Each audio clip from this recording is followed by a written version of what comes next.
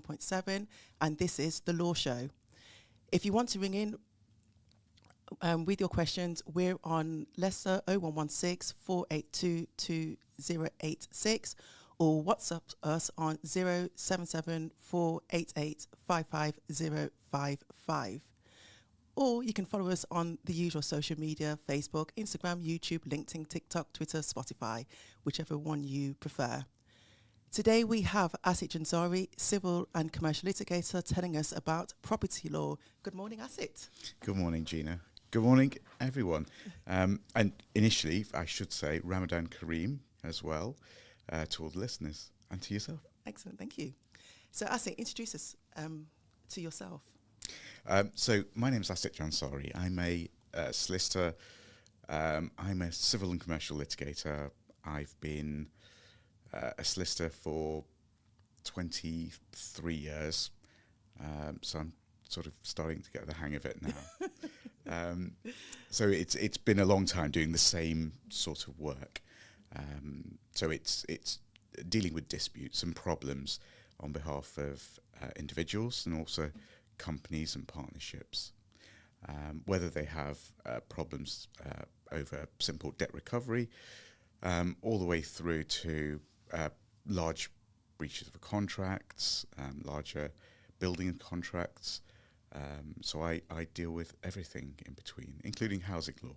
Okay, so as a commercial civil litigator and in all this area of law, what is it exactly that you do to help people?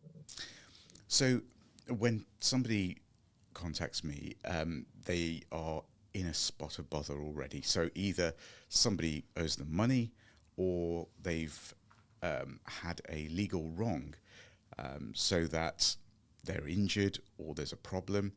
And normally they will contact me to speak to me about how they can resolve those problems that they're encountering. So whether it's a company director who is owed money or a contract hasn't been fulfilled by the opponent, or it's a landlord or a tenant who has a problem in relation to the property that they're living in. So in reality, it's any civil dispute I tend to get involved with, and whether I try to resolve that by mediation or some form of negotiation with the other side, or the ultimate proposition would be court proceedings, and nobody really wants that to happen if they can help it, partly due to the expense, but also it's a sort of a last stop shop because it's unknown to many people, and so they're fearful of it. So usually in the law shows, we always see that, well, we'll see you in court sort of line. So how many of your cases do you think go to court? So in reality, so I've been doing this work for 23 years. I can count on one hand, possibly two hands now, the amount of cases that have ever gone to trial. Okay. So very few ever really go to trial. And partly that's down to the expense. But of course, as a solicitor, not only am I obliged to pursue cases for clients, I've got to make sure that they're advised and they're kept up to date about their opportunities to try and resolve the matter. Ultimately, my job is to try and resolve disputes, not ensure that they always go to court. So whether that's trying to make a commercial decision on a case, whether we think we're going to win or lose, but ultimately it's with the client's best interests at heart, because I've got to make sure, firstly, that they succeed, but also secondly, that they don't waste money. Completely understand that. So you deal with quite a bit of residential and commercial landlords. What are the common problems you come across? So I tend to deal with more residential landlord and tenant work. I tend to get instructed by a lot of lettings agents and landlords who, for whatever reason, have a problem with their tenant, whether that's because the tenant isn't paying, or the tenant is being difficult, or the tenant is causing difficulties for their neighbouring properties, or they're just not treating the property in a particularly nice way. So I tend to deal with a lot of residential landlord and tenant work, especially now when there is the potential for a particular type of possession action being outlawed and taken away by the government. So I get a lot of inquiries about how landlords can remove tenants from properties legally, and what they should be doing to try and secure that. You're listening to Radio Ramadan Leicester on DAB and FM 87.7. If you have any questions, ring us on 0116 482 2086 or WhatsApp 077 488 55055. Asit, you say evicting tenants legally. So I see that Phoenix Supported Housing, CIC, got themselves in a bit of bother recently around illegal evictions. Tell our listeners a bit about illegal evictions and how landlords can stop themselves from falling foul of the law. Okay, so officially, under the Housing Act, a landlord must get a court order if they want to evict their tenant. There is no ability to simply go into a property to remove a tenant, even if the tenancy agreement is ended or the fixed term of the tenancy agreement is ended. Effectively, all that would mean is that the tenancy becomes what's known as a periodic tenancy, and so the tenancy conditions still continue, and so the tenant is entitled to remain there. And so a landlord would always need a court order to evict a tenant. Now, in the case you mentioned, they got themselves into a bit of a pickle. It was a social housing provider based in Wolverhampton, and they were a supported housing association. And so, strictly speaking, they were providing housing for the needy, people who perhaps had welfare needs and who needed assistance in living. So this CIC were supposed to help these tenants with financial needs, welfare needs, and they moved a lady into a property, didn't help her for the first 7 months, made various applications for utilities, sought funding for all of that, and didn't help her at all until about 7 months later when they started to interact with her. By that point, she was already in arrears of rent, and they decided, in their wisdom, to evict that tenant. However, they didn't evict her in the correct manner. They simply went to the property, told her that she needed to be out within, I think it was a week or so, and they moved to remove her from the property. She then went to Wolverhampton City Council to advise them that she's homeless now, and it was only then that Wolverhampton got wind of what was going on, and they started looking into the matter. They then raised a prosecution against the company and the current director, and also an ex-director who had left by the point that the prosecution was brought. Now, both of those directors were fined. They received suspended jail sentences. Wow. And also the company was fined a fairly significant and hefty sum. So those are some of the dangers with trying to evict a tenant unlawfully. They have protection under the Protection from Eviction Act. And so landlords always have to seek a possession order from the court. There are very small and certain circumstances where a landlord, well, not landlord, a licensor can go into a property and change the locks, but they mostly apply to commercial premises and also to a very, very small minority of licensees. But it doesn't happen very often that is the advice that I would give. That's quite serious things where landlords can actually end up with criminal convictions. Yes. That was a special case, partly because it was a provider of social housing. So landlords, private landlords, so if you or I owned a property and we rented it to somebody, it would be unlikely that we would face jail time. However, it's not overruled because there is a potential. However, the tenant would have a right to commence legal proceedings against the landlord for any unlawful evictions. And I've seen and been part of one of those cases in the past where I obtained a possession order on behalf of a landlord, and the possession date was given. That was notified to the lettings agents. The lettings agents sent somebody to the property on the day of possession, and nobody was in the property. The property looked empty from outside when they looked in the windows, and there was nothing in the property. So he had a key, so he entered the property and he had a look around. Everything from the kitchen had been emptied. The front room had been emptied. Most of the furniture had gone. I believe there was one small bag. It was a small bag, a black bag of children's toys downstairs. All the plates, all the food from the fridge, everything had gone. They went upstairs, had a look around, and there was nothing there. A bit of rubble on the floor, I think there was.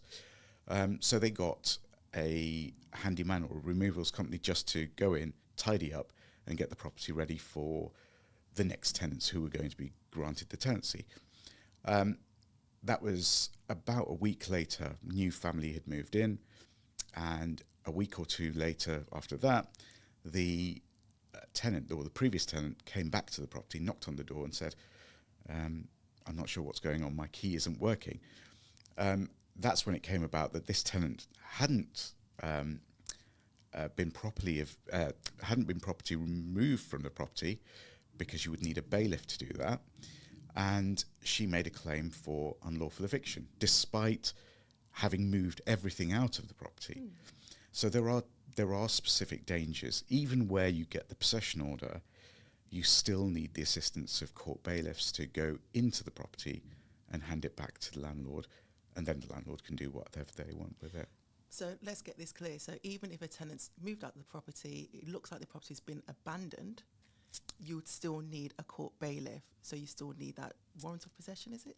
Yes. Yeah. So a warrant of possession is required, and the bailiffs are the only ones, High Court enforcement officers as well, but they're the only ones that can actually enter the property lawfully and enforce a possession order. Right. Now, there is, within the Housing Act, some proposals for dealing with properties that look like they're abandoned, but at the moment it's not law.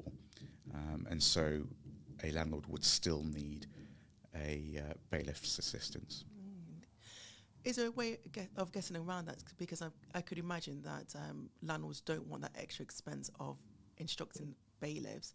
So could a letter or something in writing from the tenant suffice to say that they've given up possession? So if a tenant wants to give up possession, yes, absolutely. They have to put something into writing to surrender the tenancy. And what I normally advise landlords is, look, speak to the tenant, ask them to put something into writing, whether that's a text message, a letter, an email. You just need some confirmation that they are surrendering that tenancy, so leaving the property. The landlord will obviously also want their keys back. Otherwise, they're going to go to the expense of having to change the locks. So, yes, ideally, I would advise landlords always to get something in writing, especially if it's the tenant's decision to leave the property. Okay. And I don't know if you come across this quite often, but tenants or people that I know have rented seem to be confused about when they actually need to leave the property. So they get a possession order which has a date on it, so when they're supposed to give up possession. Is that the legal date they need to leave, or is there a further date that they can sort of stay in the property until? So at the moment, the way that the law works is a landlord would need to serve a notice, first of all, on the tenants, giving them notice that legal proceedings are going to start because I want the property back. Now, that's known as either as a Section 8 notice or a Section 21 notice. The Section 21 notice or the Section 8 notice will have a date on the document telling the tenant that you need to leave by this particular date, and the tenant will receive it, and the tenant doesn't have to leave the property by that date. The date specifically means that once that date passes, the landlord can commence the legal proceedings. Now, the tenant may think, well, actually, I don't want legal proceedings to start against me because I'm then going to incur additional costs. And they may want to leave by that date, or they may just speak to their landlord and ask the landlord to give them an extra week or two after that date. So ultimately, it's about talking between the landlord and the tenant. But once that notice period ends, the landlord then is able to commence the legal process. So the legal proceedings would be submitted to the court. The court would, for a Section 21 matter, the court doesn't need a hearing. They would simply deal with everything on paper, and they would give a date of possession. Now, that date of possession is given in an order. That order would be sent to the tenant and to the landlord. And even then, the tenant doesn't necessarily need to leave on that date. That date is the date for possession, but after that point, the landlord would need to get a bailiff instructed, because it's only the bailiffs that can actually go in and remove the tenant from the property. Now, in relation to that date of possession, the court would normally give tenants a period of time to leave the property, because it's not easy trying to remove all of your possessions and leave a property and uproot your children and family. So the court's powers are very limited in that regard. Normally, the court would give the tenant 2 weeks to leave the property, but they can extend it up to 6 weeks. But that's the limit of the court's power, and that's only where the tenant can show that there is going to be exceptional hardship if they need to leave the property very quickly. So what sorts of things are exceptional hardship? So it's things like, well, for having children, trying to uproot. Exceptionally hard. Uprooting children can be, very difficult. Also, so elderly family members or health concerns. So all of these things would count as causing someone exceptional hardship if they were to need to leave the property. Now, a lot of this is down to the court. So the court will hear from the tenant and will hear what their reasons are. And ultimately it is down to the court. So the landlord, whilst they can oppose it or they can raise issue with it, ultimately it's down to the court to decide on that point. Okay. So we're talking a lot about removing tenants from the property. But one thing that I've come across are, because earlier when you mentioned about tenants, fixed terms coming to an end and going into periodic tenancies and things like that. But one thing I've come across are landlords who reissue a new tenancy agreement at the end of every fixed tenancy. Is there a reason for this? Does it give the landlords any more security, or does it give the tenants any more security? It does nothing for either of them, in honesty. Normally, where a fixed term tenancy ends, it simply automatically turns into a periodic tenancy. So the same conditions that applied yesterday would still apply tomorrow, regardless of whether a new tenancy agreement is entered into. Some landlords think, well, I should have something in writing for the new term. And there's no right or wrong about it, in honesty. The only time I see that as being an issue is where the landlord hasn't registered their deposit, or the deposit that's been paid by the tenant, into one of the government-approved schemes within the 30 days that they're given, and they've fallen foul of the deposit requirements.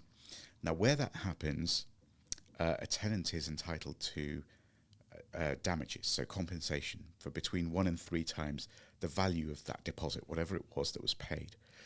Now, the tenant can get between 1 and 3 times the value of the deposit for each tenancy term. So the more tenancy agreements that a landlord issues, the more tenancy terms there are.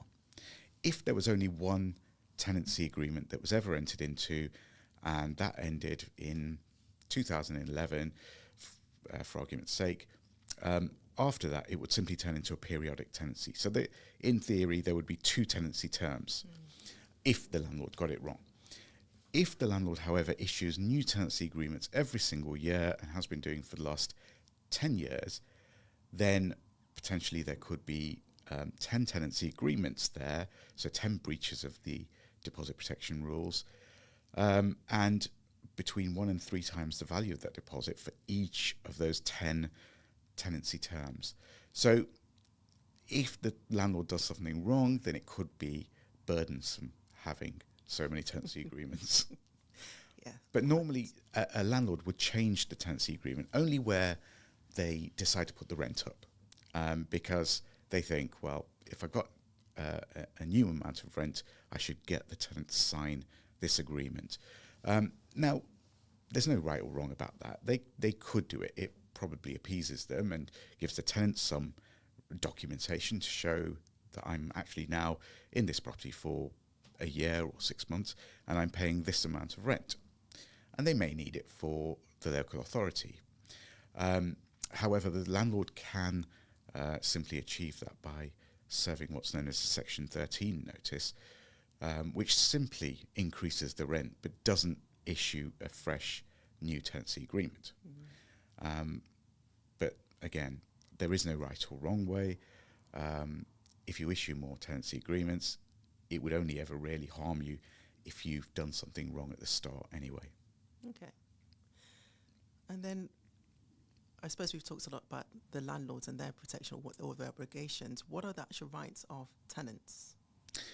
So when a tenant is living in a property, of course, the tenancy agreement will identify all of those things that the tenant can and can't do within that property, but also it may identify rights that tenant has for keeping a safe, secure roof over their head, but also the 4 walls around them. They want to make sure that that property is in good order, it's free from wants of repair, so it's not in any form of disrepair, because they're going to have to live there and their family are going to have to deal with problems that may arise. So if the tenancy agreement doesn't set anything out in that regard, it still doesn't matter, because in law, the Landlord and Tenant Act of 1985 gives tenants automatic rights of a safe space around them. So as long as they are in a property, they are entitled to that building and the structure around them being safe and in repair, but also the boiler, pipe work, things like that.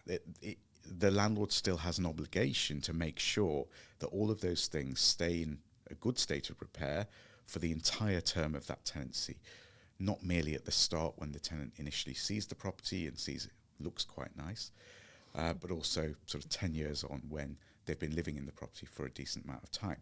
Of course, wear and tear does take its effect, but that also applies to properties as well. So as long as the tenant reports these problems to the property, then the landlord would be obliged to do something about it, at least initially to inspect it, to see what the problem is, and secondly to send in workmen to try and resolve any problems that may have arisen. Okay. What about tenant obligations? I mean, we see tenancy agreements written by non-solicitors, so those sort of landlord sort of forums online and that sort of thing. And you see some weird and wonderful things in those putting obligations on tenants about how often they should cut the grass and, you know, that sort of jazz. Are those things that the landlord can actually write into a contract that the tenant has to be bound by? I mean, strictly speaking, yes, they can. But the problem would come is if a tenant didn't cut the grass, for the example that you used, every, I don't know, 2 weeks. What could the landlord do?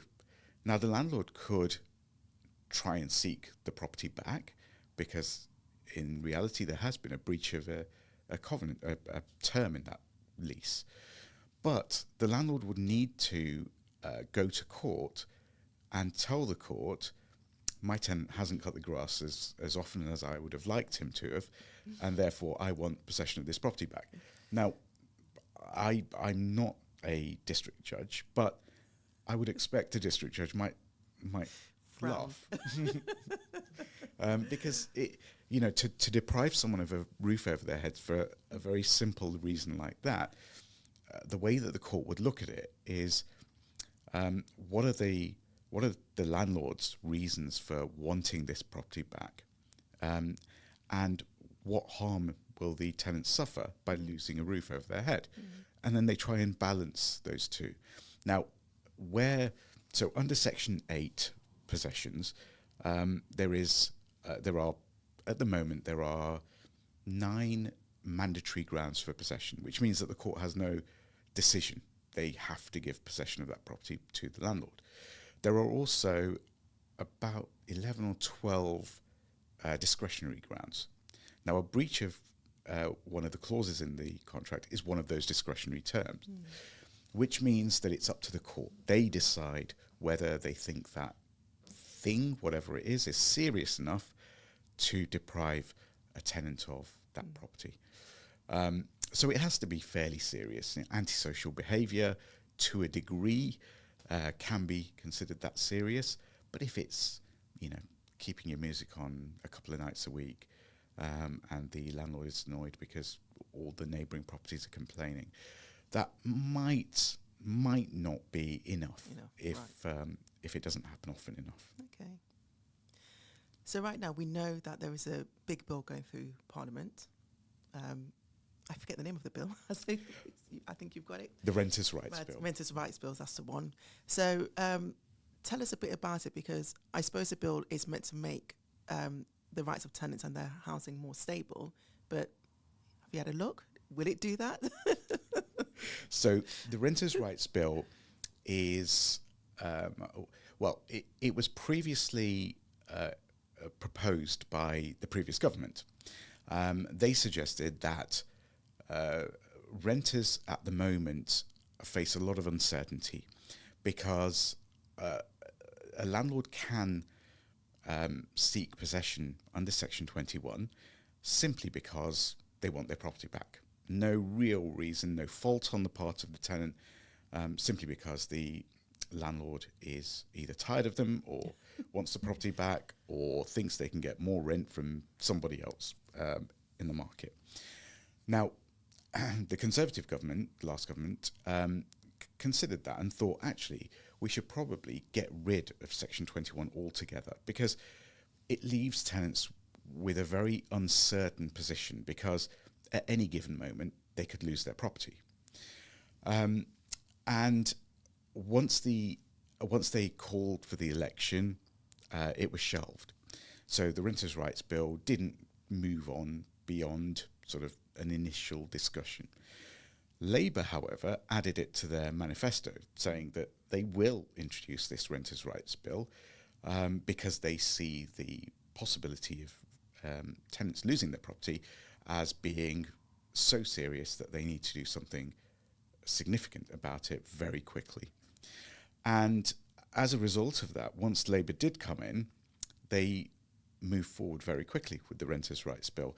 And the Renters' Rights Bill has changed the landlord and tenant landscape radically, or it looks like it will change it radically. So this is a bill that hasn't yet been brought into law. It has been proposed by Parliament, so by the MPs, That bill then goes to the House of Lords, and the representatives in the House of Lords consider it, and their job is to try and determine whether it's fair, whether the content of it isn't just something that the government are proposing, but is fair in reality to tenants as well as landlords. And I've had a look just earlier this week, and there is still some of the lords are still querying whether the content of this bill is actually fair. Is that fair on the landlords or fair on the tenants? Well, they were saying fair on the landlords, right, because it's such a shift at the moment, what is being proposed, that they're saying, well, hang on, this is a little bit unfair on small landlords who own less than 5 houses. They shouldn't be treated like this and not be able to get their property back if they want it back. And so there is some debate still in the House of Lords about this. So it still hasn't yet been passed as law. It is likely to be passed as law, but I think there will still be changes that will be made. Now, officially, what they've said in this bill is that Section 21 possessions, which were in the news about a year or so ago, they're going to be withdrawn completely. So a landlord cannot get their property back simply because they want their property back. Now they have to have a reason for getting their property back. Now, whether that reason is because there's an accumulation of rent arrears, or there's a potential new ground, which is that they want to try and sell the property now.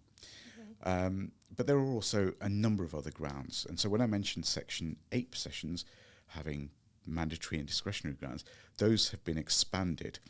And there are more of those grounds for possession, but it would only be under Section 8. So the landlord would have to have a reason to seek possession of the property. They couldn't just do it because they simply wanted their property back.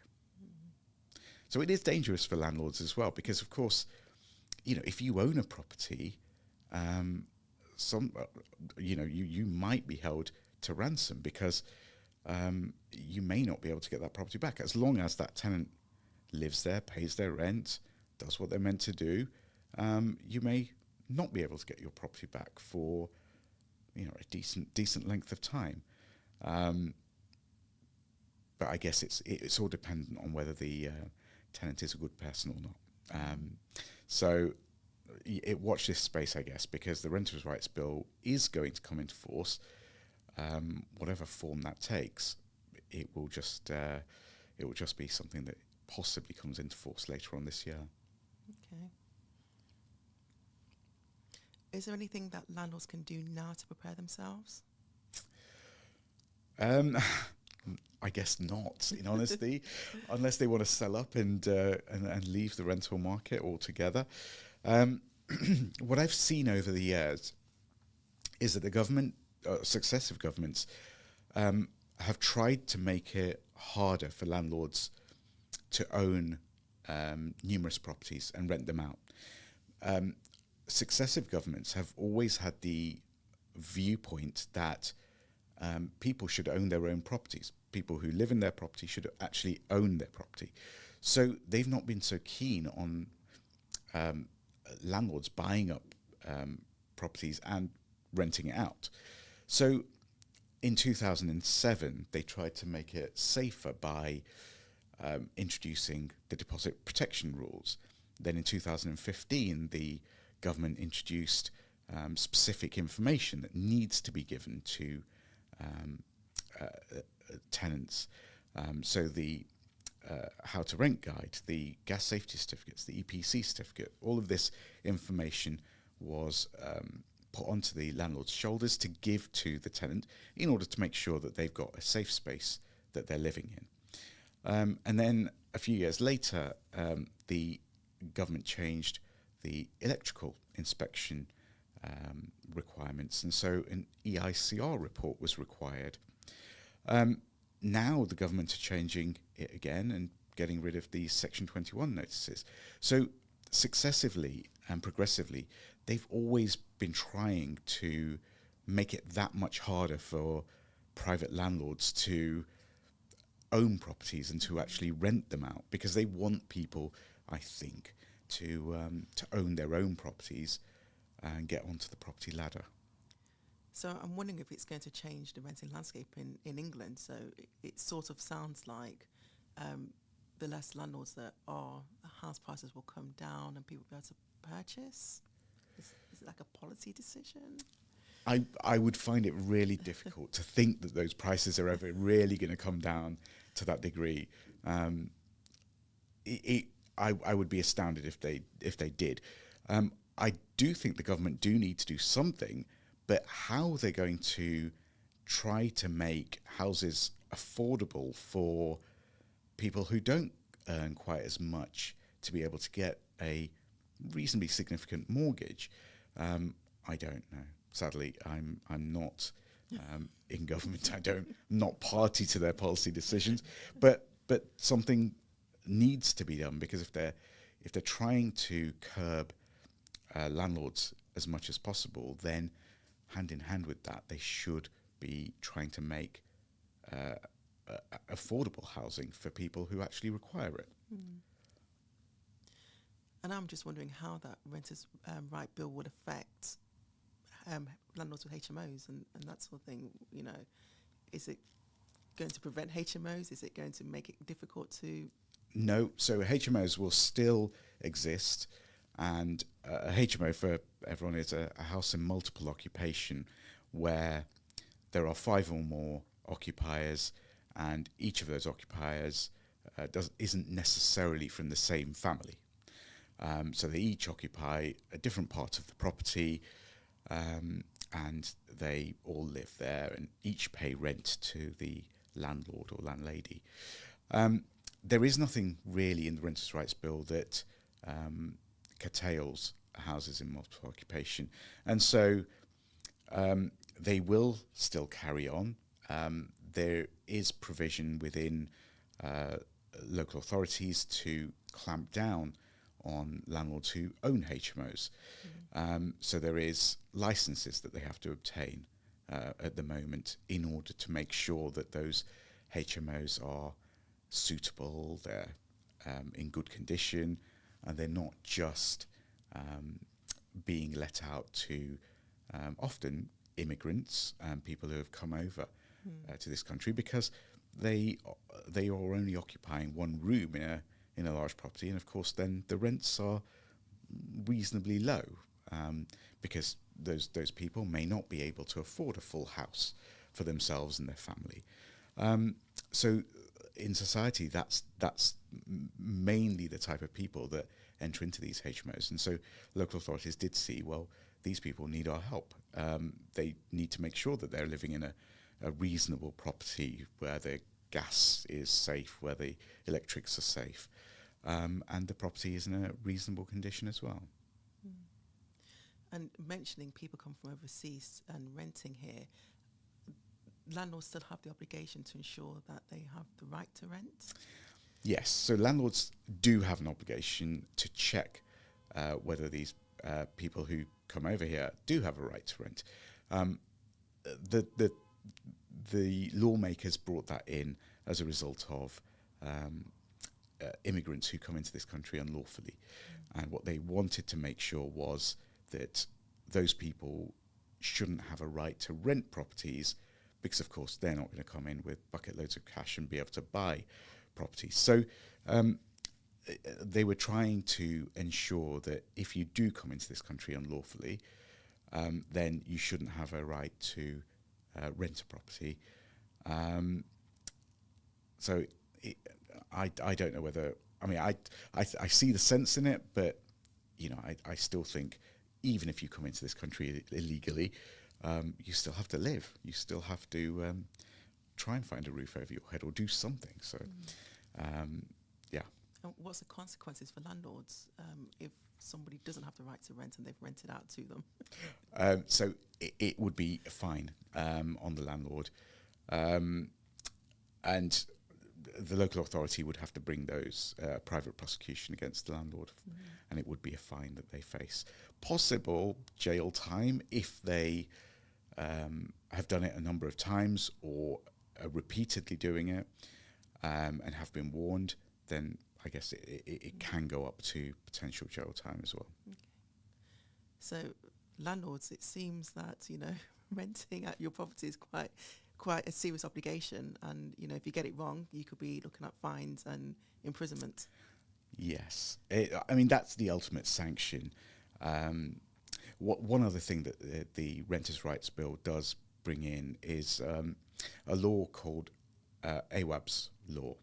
Now, this was a young lad, 2 years old, a few years ago, who was living in a property which suffered from mould, and sadly the mould in the property killed him, which, it was terrible.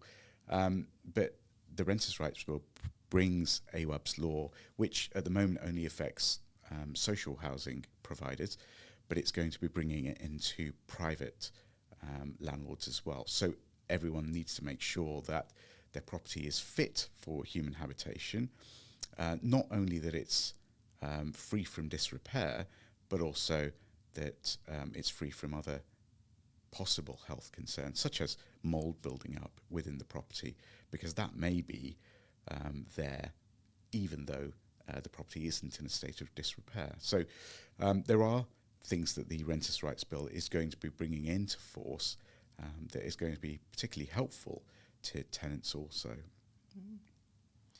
Is there anything else you think landlords need to know? If I haven't scared landlords enough by now, always try and seek out a solicitor or some legal assistance, even if it's just to call and speak to somebody very briefly. There are numbers of lettings agents out there who tend to generally know what the requirements are. If there's one piece of advice, I wouldn't try to just rent out a property yourself with a document that you've sort of hurriedly prepared yourself. Or downloaded off the internet. Or downloaded off the internet, yeah. Or just got from your friend who told you that they've got a property somewhere as well. Get a little bit of advice, because you could be saving yourself the potential of a possible claim in the future, but also it will help you sleep a little better, because you won't have the possible headache of potentially having fallen foul of the law. So. That's great. Thank you so much, Asit. You're listening to Radio Ramadan on DAB and FM 87.7. I'm Gina Samuel Richards, Solicitor Director at AGR Law, and you've been listening to Asit Janzari, a civil and commercial litigator, telling you about property law. You can follow Radio Ramadan on the usual social medias: Facebook, Instagram, YouTube, LinkedIn, TikTok, Twitter and Spotify, wherever else that you consume your social media.